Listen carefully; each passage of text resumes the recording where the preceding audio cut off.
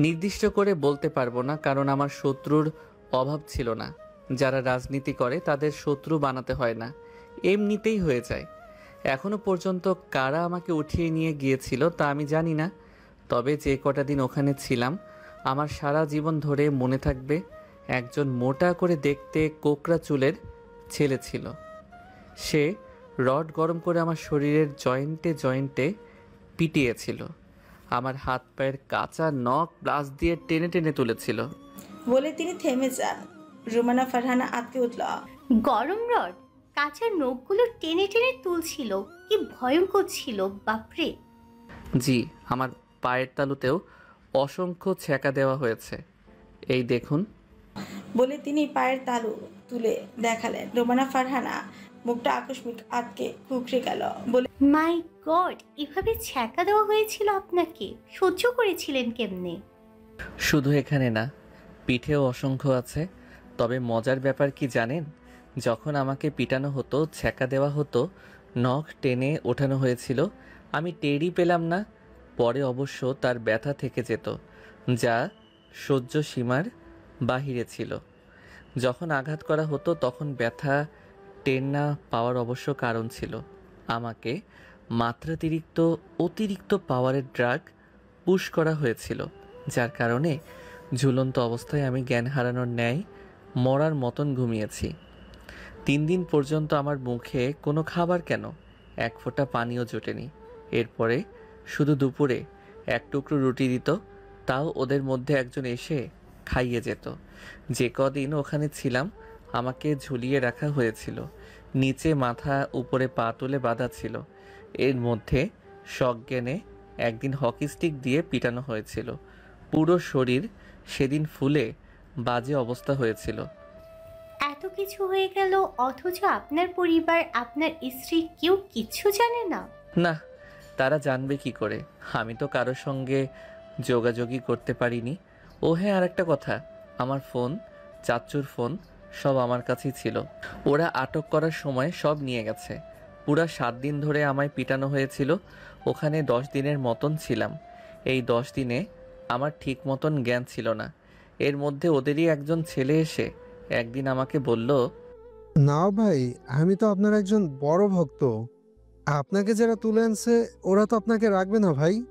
আজ রাতের ভিতরে আপনাকে জবাই করে দেবে। তিনি থামল। মুখে ওনার এক চুচু হাসি, অথচ চোখ দুটি নোনা জলে ভেজা। উপস্থাপিকা রুমানা ফারহানা সম্পূর্ণ নির্বাক, কথা বলার ভাষা মুখ থেকে হারিয়ে ফেলে। নফ আবারও বলতে শুরু করলো। প্রশ্ন, সেদিন আমাকে ড্রাগ দেওয়া হয়নি, যার কারণে একটু একটু হুঁশ ছিল, কিন্তু শরীর মাত্রাতিরিক্ত ব্যথার কারণে টুকরো টুকরো হয়েছিল। দুর্বলতার কারণে নড়তে পারছিলাম না। ছেলেটা হয়তো আন্দাজ করেছিল কিছু। সেই ছেলেটার নাম ছিল ফেব্রিক। ফেব্রিকই সেদিন আমাকে মুক্ত করে একটি হসপিটালের সামনে ফেলে রেখে যায়। সেদিন যদি আমাকে ওখান থেকে মুক্ত করে আনা না হতো, আজ হয়তো আমি নওয়াফ এখানে থাকতাম না। আমার লাশটা পর্যন্ত কেউ খুঁজে পেত না। মাটির দেওয়ার মতন ওখান থেকে হসপিটালের লোকেরাই আমাকে তুলে হসপিটালে ভর্তি করে। এরপরে প্রায় 10-15 দিনের মতন আমি হসপিটালে থাকি। তার মধ্যে মোটামুটি চাচ্চু সুস্থ হয়। আমারও শরীর আগের চেয়ে দুর্বলতা কাটে, সুস্থতা অনুভব করি। দেশে যোগাযোগ করার অপশন ছিল শুধু টেলিফোন। পাখিকে আসার সময় নতুন সিম কিনে দিয়েছিলাম, তাই ওই নম্বর আমার মুখস্থ ছিল না। বাড়ির নাম্বার মুখস্থ। বাড়িতে ফোন করে জানলাম আমার আম্মা ঢাকা হসপিটালে বেশ কিছুদিন যাবৎ ভর্তি। তার ব্রেন স্ট্রোক হয়েছে, সেই সঙ্গে ছোটোখাটো হার্ট অ্যাটাকও। সঙ্গে সঙ্গে সেদিনের ফ্লাইটেই ঢাকা চলে আসি। আম্মার সঙ্গে যোগাযোগ করি। প্রথমে তিনি কাউকে চিনতে পারতেন না। কয়েকদিন নিয়মিত ওষুধ খাওয়ার পর সুস্থ হয়ে গেলেন। এর মধ্যে যে আপনার স্ত্রীর সঙ্গে এত সব ঘটনা ঘটে গেল, আপনি তা জানেন না? না। তারপর? আমি সুস্থ হলাম, এখন নতুন একটা বায়না ধরল, আমাকে বিয়ে করতে হবে। তার ধারণা তিনি যে কোনো সময় মারা যেতে পারেন, তাই মারা যাওয়ার আগে আমার বিয়েটা করিয়ে নাতি নাতনিদের মুখটা দেখতে চান। আমি মানলাম, ঠিক আছে বিয়ে করব, আগে গ্রামে চলো, মেয়ে আমার পছন্দ করাই আছে। তিনি ফট করে বললেন, তুই কাজল রেখার মেয়েকে পছন্দ করিস তাই না? আমি চমকালাম, গভীর আশ্চর্য নিয়ে বললাম, কেন, কোনো সমস্যা? তিনি বললেন, অবশ্যই সমস্যা। যার কারণে আমাকে এতদিন জ্বালা যন্ত্রণা সহ্য করতে হয়েছিল, তার মেয়েকে কিছুতেই আমি আমার ছেলের বউ করব না। সেই কথা কেন বললো? বলল রুমানা ফারহানা। পাখির আম্মা আমার আব্বুর এক্স গার্লফ্রেন্ড ছিল। সে এক লম্বা কাহিনী, তবে ব্যক্তিগত পাবলিক প্লেসে বসে এসব বলতে চাচ্ছি না। মূলত সমস্যা এটাই। এটা অবশ্য সত্যি কথা। আমার আব্বু আমার আম্মিকে অনেক শারীরিক মানসিক টর্চার করত, কিন্তু আমার আম্মি কখনো আমাদের ছেড়ে যায়নি, যাওয়ার চিন্তা অবধি করেনি। তিনি আমাদের ছেড়ে গেলে তাহলে আমাদের কি হবে, এসব বিবেচনা করে এত অবহেলা অবজ্ঞার পরও থেকে গেলেন। আমাদের প্রতি আমার আব্বু কেবল নামের দায়িত্ব পালন করতেন, কখনো স্কুল কলেজে একজন অভিভাবক হিসেবে যাননি। যখন সব পরিবাররা আসতো, আমি চেয়ে দেখলাম কত বাবারা আসতো তার সন্তানদের নিয়ে, কিন্তু আমি সেই হতভাগা একজন সন্তান যে জন্মের পর থেকে এখন অবধি একবারও বাবার কোলে উঠিনি। নেননি তিনি আমাকে কোলে, আদর তো দূরে থাক, এমনকি আমার বোনকেও না। তার মন ছিল সব সময় কাজল রেখার আন্টির দিকে। আর আমার আম্মি চেয়েছিল আমার পিতা যেন আম্মিকে নাই ভালোবাসুক, সন্তানদের যেন অন্তত একটু ভালোবাসুক। সেটা তিনি কখনো করেননি। তাকে জোর করে বিয়ে দেওয়া হয়েছিল, যার কারণে তিনি পিতা ও স্বামীর দায়িত্ব পালনে অবহেলা করতেন। আম্মিকে দেখতাম রোজ কাঁদত, চোখের জল ফেলতো, আমার পিতার দুর্ব্যবহারে অনেক কষ্ট পেত। ভাবতাম বড় হয়ে কখনো আম্মির চোখে জল আসতে দিব না, তার অবাধ্য হব না। সেই আমিটাই মির্ধা বাড়িতে গিয়ে আটকে গেলাম, আম্মির চক্ষুশূল হলাম। ভাগ্য বুঝি এটাই চেয়েছিল। দোষটা আসলে কাকে দিব, নিজেকে না নিজের পরিবারকে? যাই হোক, আম্মির এক কথা, দরকার পড়লে কাজের লোক ধরে এনে বিয়ে কর, তবু সে মির্ধা বাড়ি থেকে মেয়ে আনবে না, মানে আনবেই না। ডাক্তার বারবার বলেছিল হঠাৎ কোনো খবর তাকে দিবেন না। ব্রেন স্ট্রোক ও হার্ট অ্যাটাকের রোগীরা এসব নিউজ হঠাৎ নিতে পারে না, যার কারণে বিপদ ঘটতে পারে। আমি আম্মিকে বলে ফেললাম, আম্মি, আমি তো কাজল রেখার আন্টির সঙ্গে সম্পর্ক গড়ছি না, তার মেয়ের সঙ্গে গড়ছি। তাতে ওই ছোট মেয়েটার দোষ কি? তিনি পাখিকে কোনো দোষ দিলেন না, সব দোষ কাজল রেখার আন্টিকে দিলেন। পাখিকে যদি বিয়ে করি, কাজল রেখা আন্টি নিশ্চয়ই তার মেয়ে দেখতে আমাদের বাড়িতে আসবে, আর তাকে দেখে আমার আব্বু যদি আবার পাগলামি শুরু করে দেয়, এই ভয়ে তিনি কিছুতেই পাখিকে তালুকদার বাড়ির বউ করবে না। ওইদিকে আম্মির অসুস্থতার জন্য বিয়ের খবরটাও দিতে পারছি না। অনেক বোঝানোর পরও যখন দেখলাম আম্মি বুঝতেছে না, তখন সরাসরি ওনার পা পেঁচিয়ে ধরলাম, বললাম, আম্মি গো, ওই মেয়েটা ছাড়া আমি বাঁচবো না গো আম্মি। তুমি হয়তো অন্য একটা মেয়েকে বিয়ে করাবে, আমিও করব, কিন্তু তাকে স্ত্রীর মর্যাদা কখনো দিতে পারবো না, কারণ ওই মেয়েটা যেই জায়গাটা দখল করে আছে, ওই জায়গাটা আমি কাউকে দিতে পারবো না। সেদিন আমার আম্মির মন আমার প্রতি এক ফোঁটাও গলল না। আমার হাত ওনার পা থেকে সরিয়ে উল্টো তিনি আমার পা ধরে বসলেন, বললেন, নাফ, আমার বাবা, আম্মির কথাটা রাখ। তুই তো আম্মির বাধ্যগত ছেলে, আম্মির কথা শুনবি তো। আমি নিজে পছন্দ করে তোকে বিয়ে করাবো, সবচেয়ে সুন্দরী মেয়ে এনে দিব তোকে। তবুও আমার বাবাটা, তুই ওই মেয়েটাকে ভুলে যা। কেন সংসারে অশান্তির সৃষ্টি করতে চাইছিস বল? তোর আম্মি তোর পায়ে পড়লো, খালি হাতে ফেরাস না তাকে। বলে নিঃশ্বাস ফেলে থামলেন তিনি। রুমানা ফারহানা প্রশ্ন করে বসল, আপনি তারপরে বিয়ে করতে রাজি হয়েছিলেন? পাগল নাকি? এটা বাংলা মুভি নয় যে বলল আর অমনি হিরো সেজে রাজি হয়ে গেলাম। আমি রাজি হলাম না, আরও কঠোরতা বজায় রাখলাম, সেই সঙ্গে প্রচণ্ড রেগে গেলাম। আম্মির অবাধ্য হলাম। আমার পা থেকে তার হাত সরিয়ে দিয়ে রাগে হনহনিয়ে বাসা থেকে বেরিয়ে গেলাম। রাস্তায় বেরিয়ে উন্মাদের ন্যায় ঘুরছি, কিন্তু মনে মানসিক শান্তি পাচ্ছিলাম না। খাবার নেই, মুখে জলও নেই, পাগলের মতন এখানে ওখানে এক ফোঁটা মানসিক শান্তির জন্য ছটফট করছি। অনেক কষ্টে রমিজের নাম্বার জোগাড় করে কল দিলাম, তাও বন্ধ। পাখিকে অনলাইনে বেশ কয়েকবার ফোন করেছি, সে লাইনে ছিল না। এইদিকে বাসায়ও আর অভিমান করে ফিরলাম না। আমার মনে কষ্ট ছিল, গর্ভধারিণী মা যদি নিজের সন্তানকে না বুঝে তাহলে আর কে বুঝবে আমাকে। সারা রাত রাস্তায় দাঁড়িয়ে দাঁড়িয়ে মশার কামড় খেয়ে রাত পার করেছি। সেই সঙ্গে রাজ্যের অশান্তি তো আছে, ফ্রি সিগারেটও 1 প্যাকেট শেষ। বউয়ের নাই কোনো খোঁজ খবর, মনে নাই শান্তি।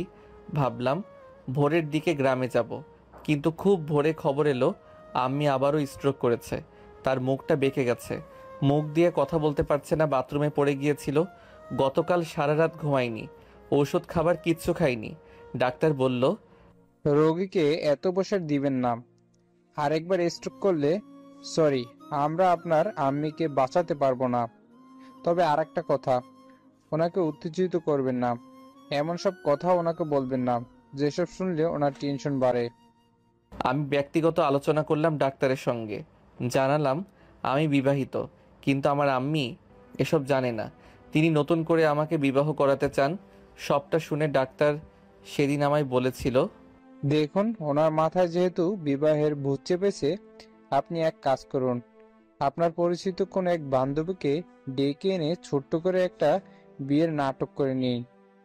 এরপরে আপনার আম্মি যখন সুস্থ হয়ে যাবে তখন ধীরে ধীরে সবটা বুঝিয়ে বলবেন। আইডিয়াটা যদিও বিরক্তিকর ছিল, তবুও মানা ছাড়া আর কোনো অপশন ছিল না। আম্মাকে বললাম, ঠিক আছে, বিয়ে করব। তিনি খুব খুশি হলেন। হসপিটাল থেকে বাড়ি ফিরে এসে বললেন, ওনার ভাইয়ের মেয়ে আমার মামা, যিনি বর্তমানে সেনাপ্রধান, তার মেয়েকে বিয়ে করতে হবে। আমি ভাবলাম সিমরানের কথা যেহেতু উঠেছে তাহলে কোনো চিন্তা নেই, ও তো ঘরের মানুষই, ওকে বুঝিয়ে বলা যাবে। আমি সিমরানের সঙ্গে কথা বলি, জানাই ওকে সরাসরি, দেখ সিমরান, আমি বিবাহিত, ছোট চাচুকে সাক্ষী রেখে পাখিকে বিয়ে করেছি, এমনকি আমাদের সংসারও চলছে, বিয়েটা তুই করিস না।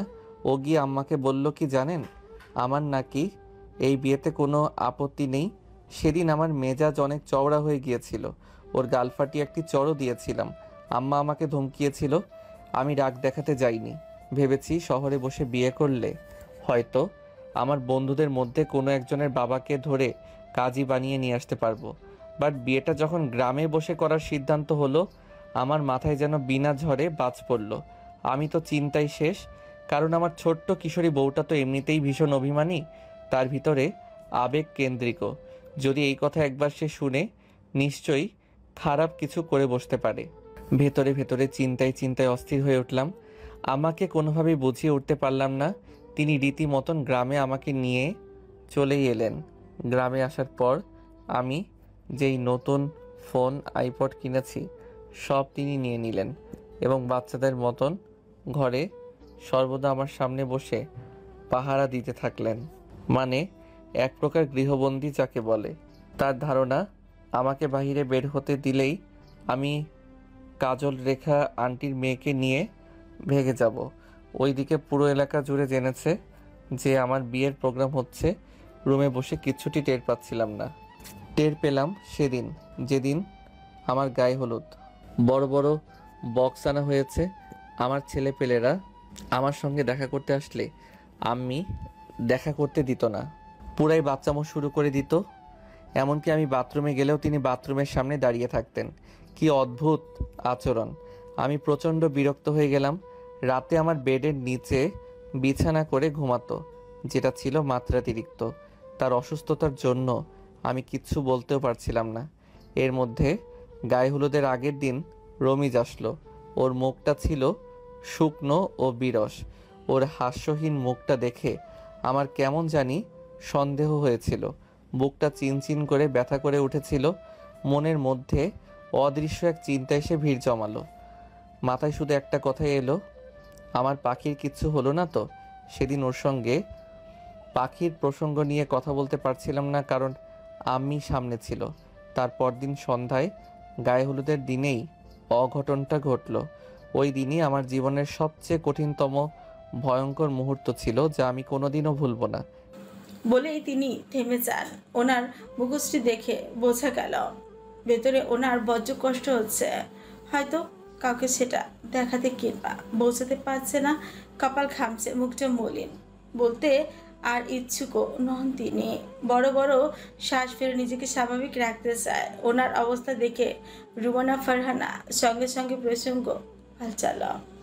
নিজেকে কখনো অসহায় মনে হয়েছে? হ্যাঁ, যেই মুহূর্তে আমার স্ত্রীকে ওর আম্মা আমার চোখের সামনে বসে ওকে মেরে রক্তাক্ত করছিল, আমার মনে হয়েছিল পৃথিবীতে এর চেয়ে অসহায় ও কঠিন করুণ মুহূর্ত আমি কোনোদিন পার করিনি। যেচে গিয়ে সেদিন ওকে সরিয়ে একটি চর আমি নিজেও গাল পেতে নিয়েছি। ইচ্ছে করছিল আমার স্ত্রীর গায়ে হাত তোলার মানুষটাকে পৃথিবী থেকে চিরদিনের জন্য ভ্যানিশ করে দিতে। ওর আম্মা না থেকে সেখানে যদি অন্য কেউ সেদিন থাকতো, সৃষ্টিকর্তার কসম তাকে আমি সেদিনই জীবন্ত কবর দিয়ে দিতাম। ওর মন খারাপ, ওর চোখের জল আমাকে বড্ড পীড়া দেয়, আমাকে অশান্ত করে তোলে। সেখানে তো তার রক্ত ঝরিয়েছে। আমার হৃদয়টা কতটা সেদিন আঘাতে আঘাতে জর্জরিত হয়েছিল আমি কাউকে তা বলে বোঝাতে পারবো না।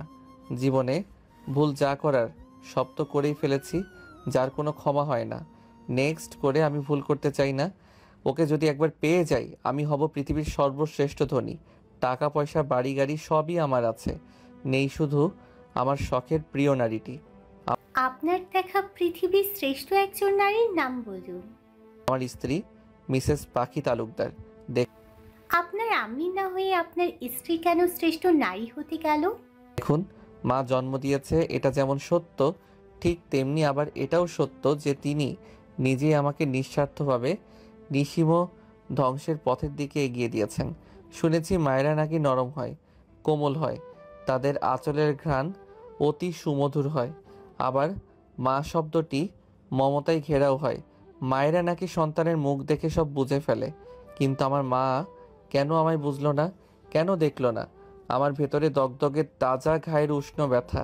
তার সামনে বসে প্রতিনিয়ত ধুকে ধুকে মরে যাচ্ছিলাম, তিনি কেন দেখেননি? আমার বুকটাকে ব্লেড দিয়ে ক্যাচ ক্যাচ করে কেটেছিলাম, তবুও কেন তিনি নীরব ছিলেন? তখন আমার প্রতি তাদের বিন্দুমাত্র মায়া জন্মায়নি। সকলে আমাকে দোষারোপ করে, আমিও মেনে নিলাম আমার দোষ। শাস্তি হিসেবে বিষ খাইয়ে দিক কিংবা বুকে ছুরি ঢুকিয়ে দিক, তবুও ভালো। অন্তত এই যন্ত্রণার নিত্য পোহাতে হবে না। আমি যেভাবে বেঁচে আছি এটাকে আদেও বেঁচে থাকা বলে না। এর চেয়ে মৃত্যু শতভাগে অনেক ভালো। কেউ বোঝে না আমার ব্যথা, কাউকে বোঝাতেও পারি না। সকলে শুধু আমার উপরটাই দেখে। মাটির দেহের ভিতরে যে একটা প্রাণ আছে, আত্মা আছে, তার খবর কেউ রাখে না। পরের মেয়েকে আমি দোষ দিব কি, যেখানে নিজের পিতামাতাই আমাকে বুঝলো না? আজ সর্বদিক দিয়ে নিজেকে বড্ড কোণঠাসা মনে হয়, অসহায় মনে হয়। না একজন ভালো স্বামী হতে পারলাম, না একজন ভালো বাবা, না একজন ভালো সন্তান। আমার জন্মই বৃথা মনে হয়।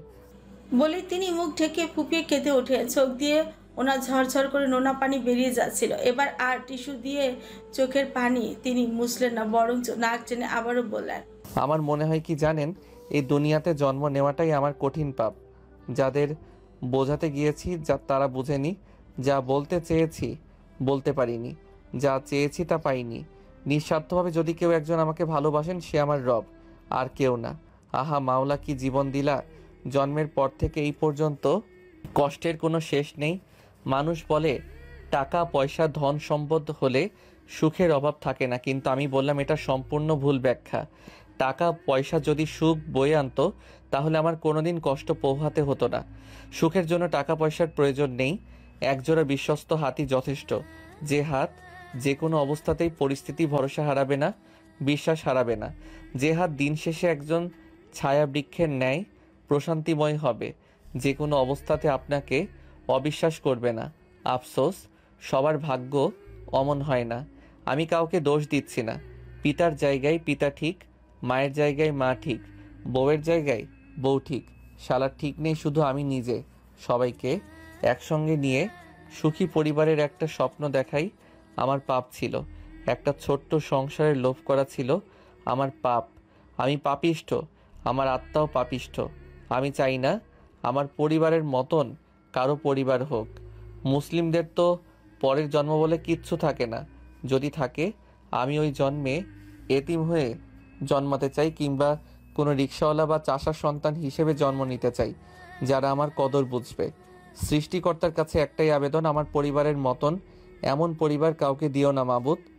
আপনার দিক দিয়ে বিবেচনা করলে আপনার দোষ বলতে তার গায়ে হাত তোলাটাই ছিল।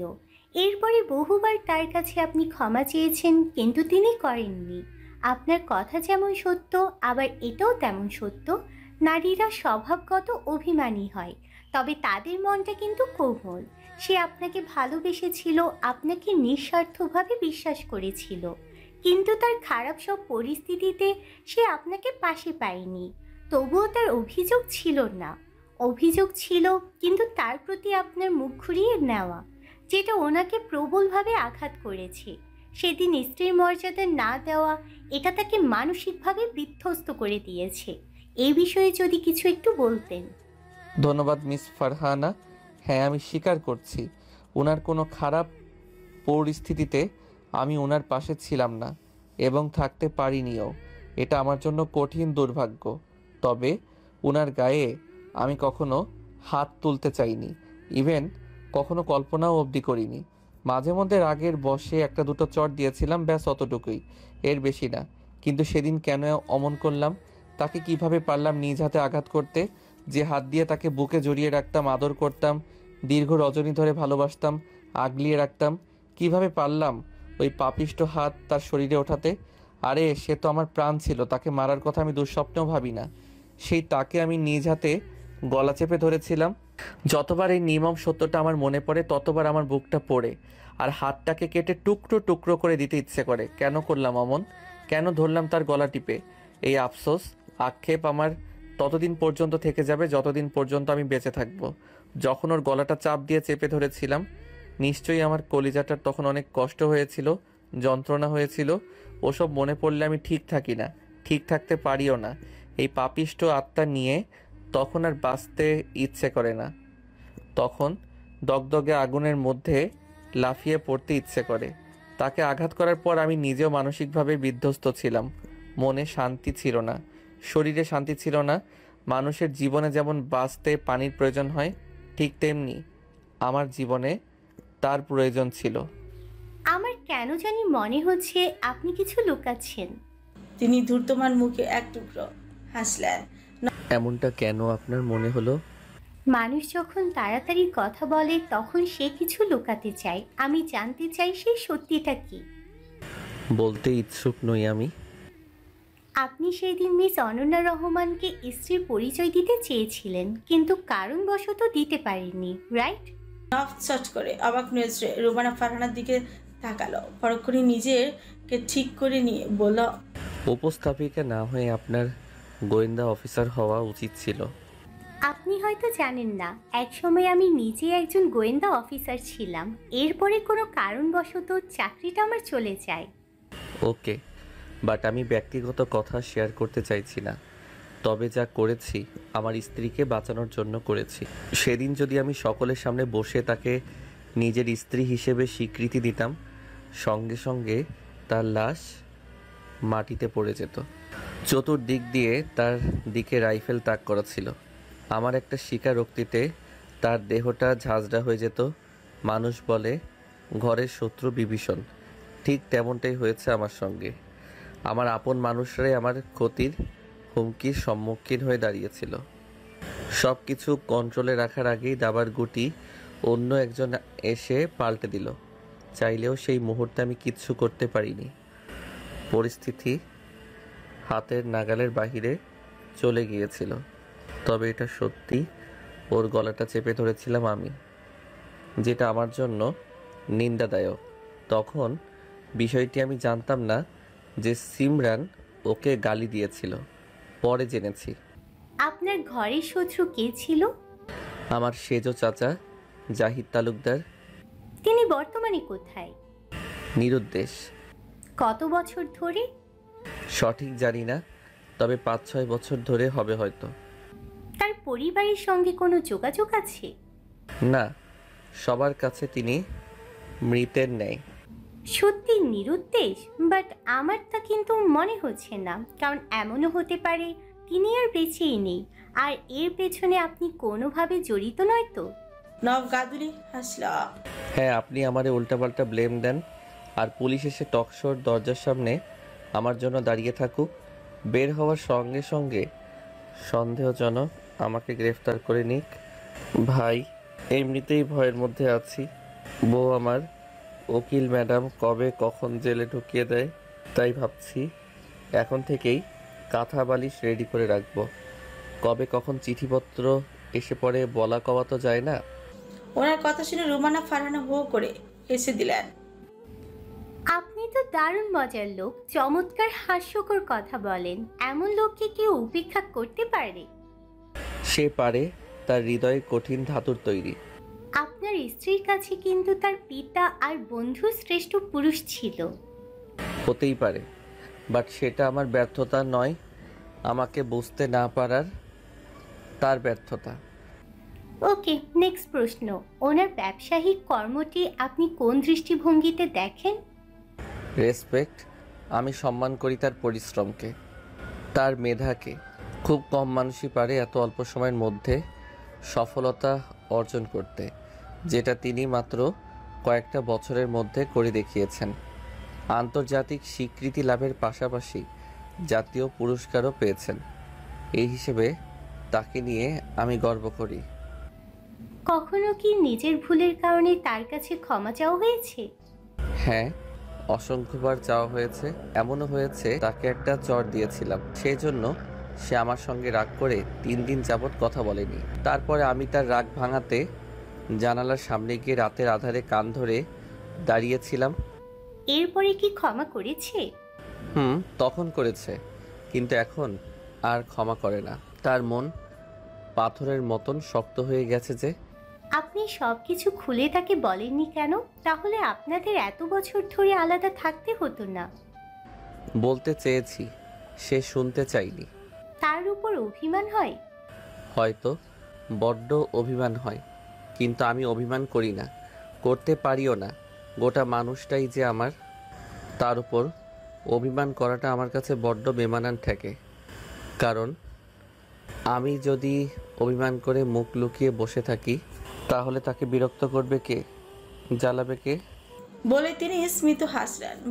আপনার সন্তানের কথা আপনি জানতেন না? না, সে কিন্তু বলেছিল। আমি শুনিনি। সে যদি আপনার লাইফে পুনরায় ফিরে আসে, আপনি কি তাকে মেনে নেবেন? অবশ্যই, যদিও এমনটা ভাবা আমার দুঃস্বপ্ন। আপনি ক্লান্ত হন না? বিরক্ত লাগে না? না, এতটা আশা তার উপর কি করে রাখেন? বিশ্বাসের থেকে। আমার বিশ্বাস সে একদিন না একদিন ঠিক আমার কাছে ফিরবে। সেই বিশ্বাস থেকেই তার ফিরবার পথের দিকে আশায় চেয়ে আছি। স্বরাষ্ট্রমন্ত্রীর মতো অমন উঁচু পদটি ছাড়লেন কেন? কেন পদত্যাগ করলেন? সমস্ত জনগণ কিন্তু আপনাকে চেয়েছিল। এটা পার্সোনাল, বলা যাবে না। ওকে স্যার, অনন্যা রহমান পাখির উদ্দেশ্যে কিছু বলতে চান? জি, আজ বিশ্বের সবাই অনুষ্ঠানটি দেখছে। আমি সবাইকে সাক্ষী রেখে মিসেস পাখি তালুকদারকে একটি কথা বলতে চাই। যতই মান অভিমান থাকুক না কেন, দিন শেষে আপনি আমার স্ত্রী। আমি জানি আমার পাপের বোঝা অনেক ভারী, অনেক অন্যায় করেছি যেগুলি আমার করা উচিত হয়নি। আপনার বিপদের দিনেও আপনার পাশে আমি থাকতে পারিনি। একজন স্বামী হিসেবে এটা আমার জন্য কলঙ্ক, তীব্র নিন্দাজনক ও ব্যর্থতা। সেজন্য আমি লজ্জিত। এখন একটা অনুরোধ করছি, অতীতের সব অন্যায়গুলি ক্ষমা করে দিয়ে একপাশে ফেলে রেখে যত মান অভিমান আছে সব ভেঙে চলে আসুন প্লিজ। আপনাকে ছাড়া আমি ভালো নেই। আমি দিন শেষে একজন নিঃসঙ্গ মানুষ। আপনার শূন্যতার দেওয়াল, আপনার নীরবতা এড়িয়ে চলা আমাকে কুরে কুরে খাচ্ছে। তারা প্রতিনিয়ত আমার পিছু করে বেড়ায়। আমি আপনার কাছে ক্ষমা চাচ্ছি। I am sorry. এতবার ক্ষমা চাওয়ার পরও যদি আপনার মন না গলে, বলুন আর কিভাবে ক্ষমা চাইলে আপনাকে আরও একবার পাওয়া যাবে। আপনার পা ধরতে বললেও ধরবো, তবুও এই আমিটাকে আর পুরায়েন না। আমি আপনার বিরহ বিচ্ছেদের জ্বালায় ক্লান্ত পথের এক পথিক। এবার একটু আমার প্রতি আপনার দয়াশীল হওয়া উচিত। আমি আপনাকে বলবো না নতুন করে ভালোবাসতে, আমাকে জড়িয়ে ধরতে। শুধু আমার অন্ধকার ঘরটাতে একটু আলো ফোটাতে চলে আসুন। আমার সঙ্গে আপনাকে কথাও বলতে হবে না, আমার জন্য রান্নাও করতে হবে না, বলতে হবে না আমাকে ভালোবাসি। শুধু আমার স্ত্রী হয়ে আমার গৃহে থেকে যান। ওই মুখ, ওই কণ্ঠস্বর শুনেই আমি শত শত দিন কাটিয়ে দিতে পারবো। তবুও ফিরে আসুন, আমি হাত জোড় করছি, একটু দয়া করুন।